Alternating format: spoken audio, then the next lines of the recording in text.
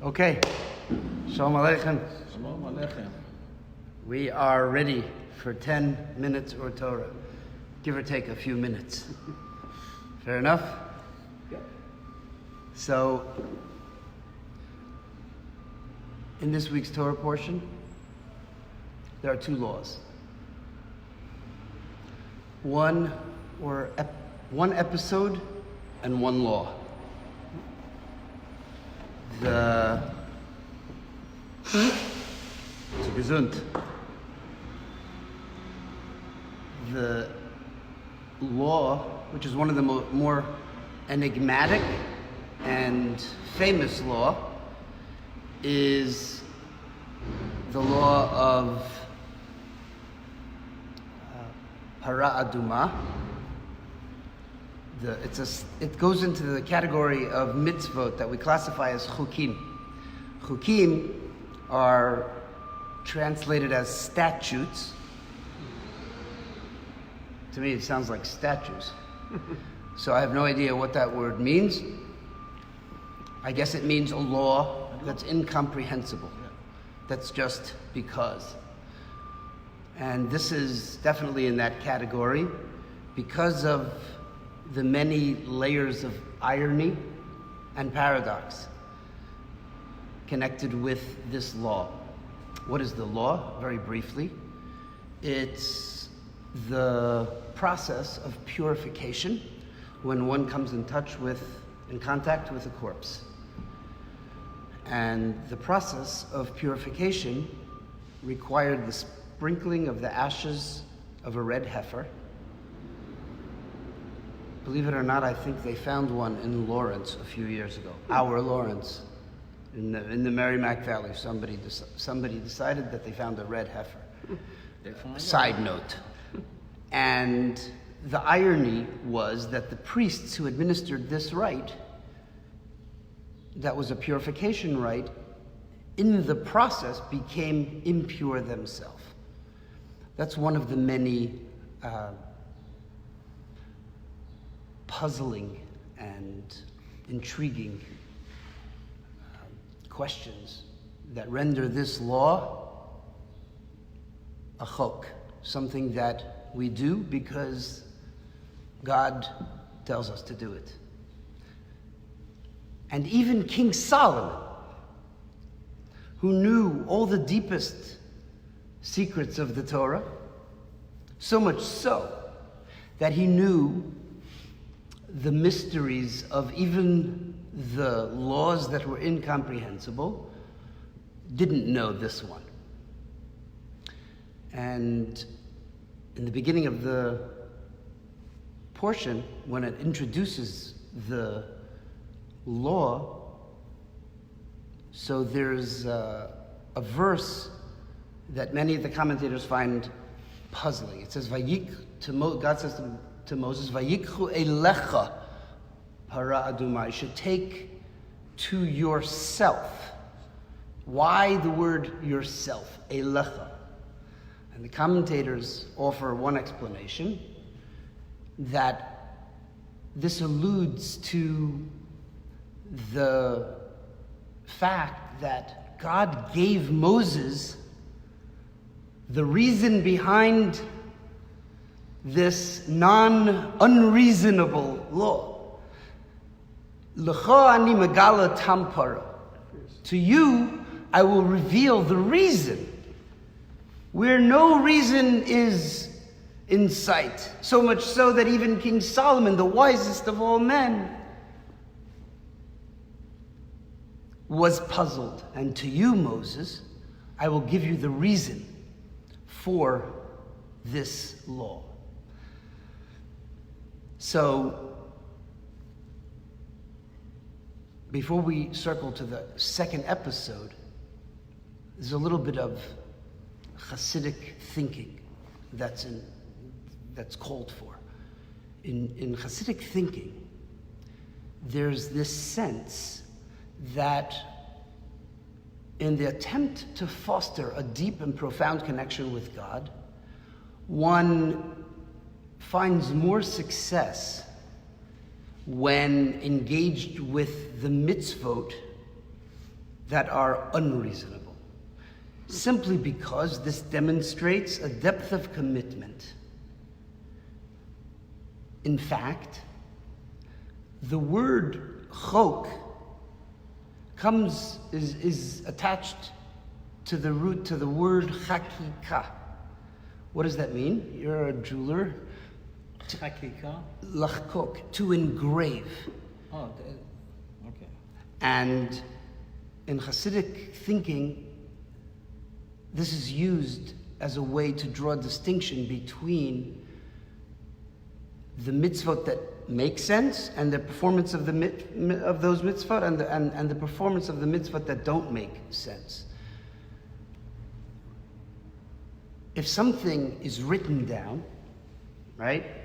So there's a deep connection between the paper, for example, the parchment, in this case, and the ink, when they come together.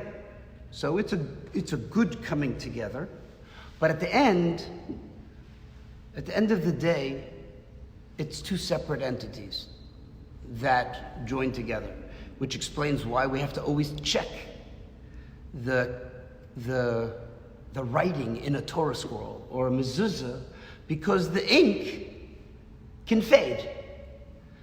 Unlike something which is engraved, and what we have engraved was the Ten Commandments, where the words and that which they were transcribed on were one and the same. When you engrave something, it becomes part and parcel of that which you're engraving it on. It's part of the tablet.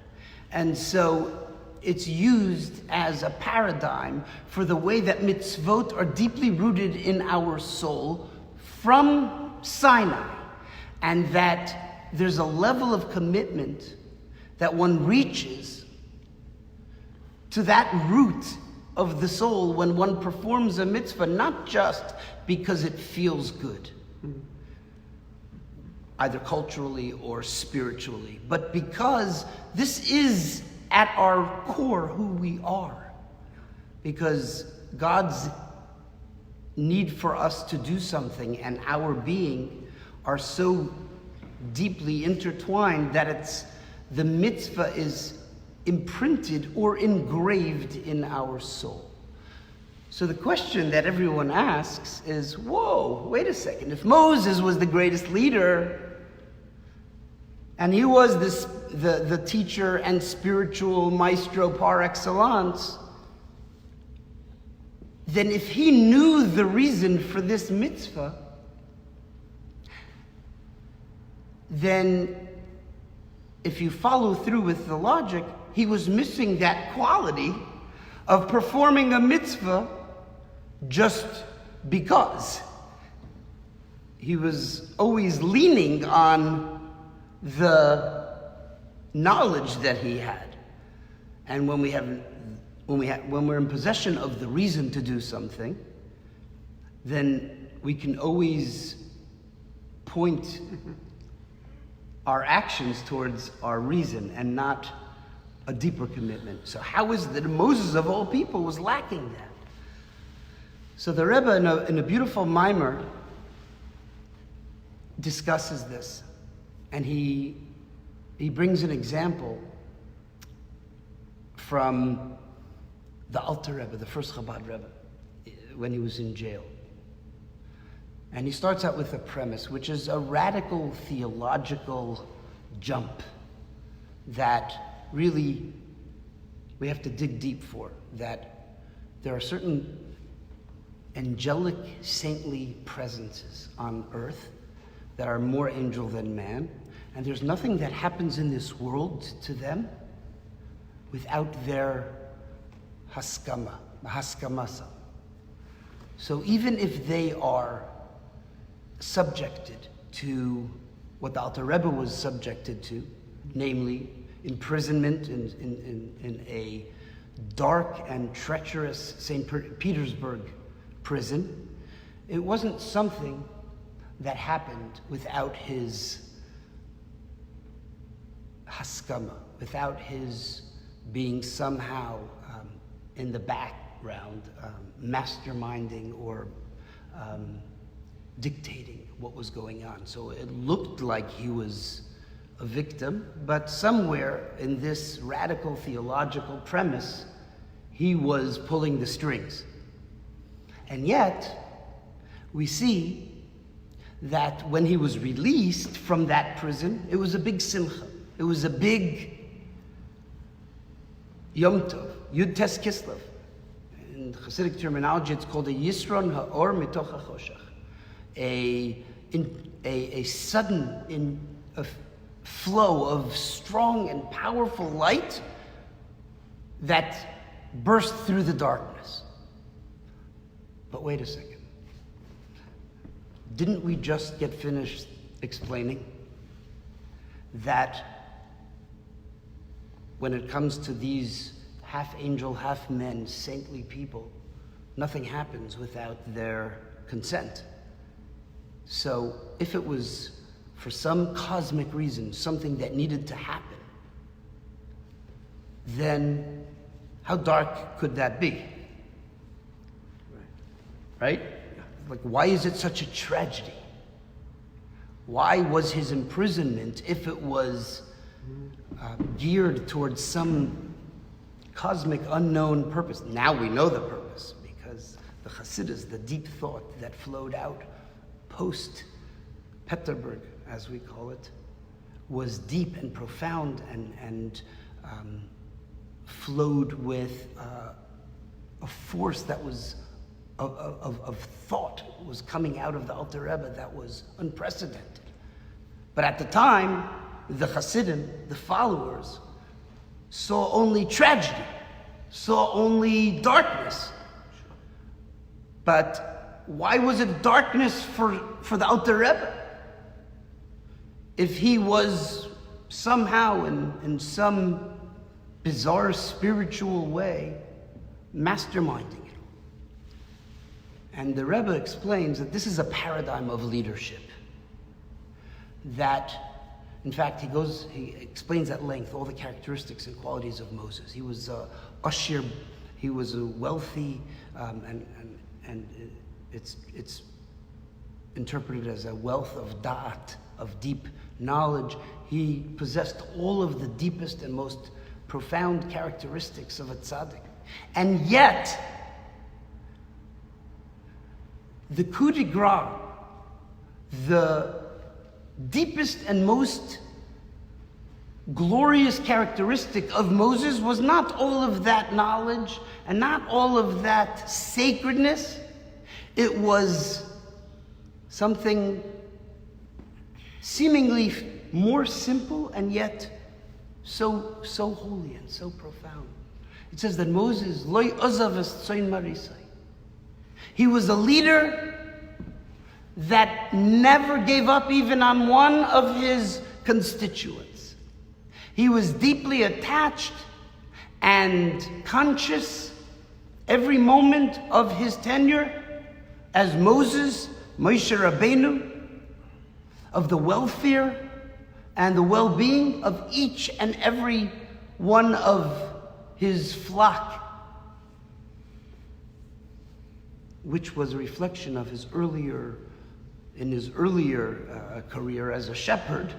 He would go to great lengths to chase down a small sheep that had escaped from the flock and brought it back so that it wouldn't be devoured by wild animals. So this was, of all the characteristics that we could use to define Moses, it was his stellar and uncompromising loyalty to his people that was at the heart of who he was. And that is the definition of leadership. Leadership is someone who leaves no one behind. And so based on this expose of leadership, the Rebbe answers the question of why it was still, in the Alter Rebbe's scenario, it was darkness, even though for him it was with his consent. Because if it was dark for his followers, for his constituents, for his students, it was dark for him. And it's not just a euphemism. It's not just a manner of speech. For him, that was a inner definition that overrode his secondary reality. It wasn't the reverse. It wasn't that really it wasn't darkness for him. But he pretended that it was not darkness to placate.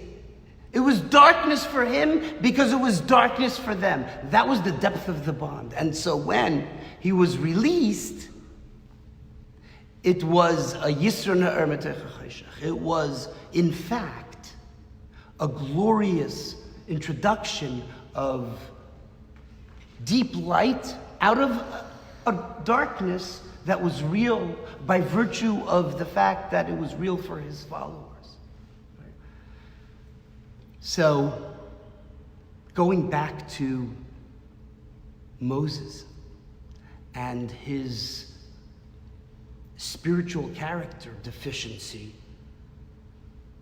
in the knowledge of the reason for the red heifer, the answer becomes very clear. Because the rest of the Jewish people didn't know the reason for the red heifer, the fact that God revealed it to him didn't become his primary consciousness. His primary consciousness was that he didn't know. Why didn't he know? Because he was showing a genuine solidarity with his constituents that didn't know. For them, it was still a statute. Even though, even though on one level he knew, but by virtue of his deep and profound bond with the rest of the people who didn't know, that became his reality. The not knowing became his reality. So, what's the second episode? The second episode it's not a law, it's an episode. It's the death of Miriam. And the sages ask, Lama nismacha parshas Miriam le parshas Para? Why the juxtaposition? And we have a beautiful answer in Rashi, where Rashi says that the death misas tzadikim mechaperes, also a very profound and on some level troubling notion, that the death of these saintly people, of these tzaddikim, in some way mechaperes, it brings atonement. That sounds a little bit like a Christian theology, but it's not, because that's not what it means. There is no abdication of personal responsibility in Judaism, and it doesn't matter how many tzaddikim die or pass away, we're each responsible for our own actions. So what does it mean? Based on this understanding of leadership, we have a little insight as to what the passing of a tzaddik in its trauma and in its tragedy, and we're now marking this past week the 25th yahrzeit of our Rebbe, our Moshe Rabbeinu. And it's a powerful opportunity to reflect on the Rebbe's legacy and the Rebbe's impact, and his impact globally, alongside with his impact on every individual, on the impact of his theological discourses and the way they revolutionized so much of Jewish thinking in so many different ways, and gave birth to so many different modern day initiatives, such as what's popularly known as outreach. This is all based on language that the Rebbe developed meticulously through years and years of profound teachings on Kabbalah. So what is the impact? Where does it leave us when we mark a yahrzeit? And so based on this expose of leadership, we are suddenly opening up new vistas of understanding and possibilities of connection, even in the wake of the passing of a tzaddik. You see, there are certain relationships that are structured in such a way during one's lifetime to have an impact that is so profound that it outlives the physical life of the person. And the Rebbe was a Moshe Rabbeinu in his Roya Loy Ozav Tzoyin Marisa, that the Rebbe, practically speaking, epitomized the notion of the leader par excellence, that above and beyond all of his qualities and characteristics and his brilliance and his charisma and his prophecy and his saintliness, he was characterized by his unflinching devotion to literally a Jew in a far-flung village in Asia. And he said, I'm going to send you a rabbi who's going to live there with his family. So that sheep, so that little lamb that is disconnected from the rest of the flock will be reconnected. And that was the way the Rebbe defined his entire leadership. It was a leadership that was defined by a depth of connectedness that is unbreakable. Even his physical passing did not have the strength to break that bond.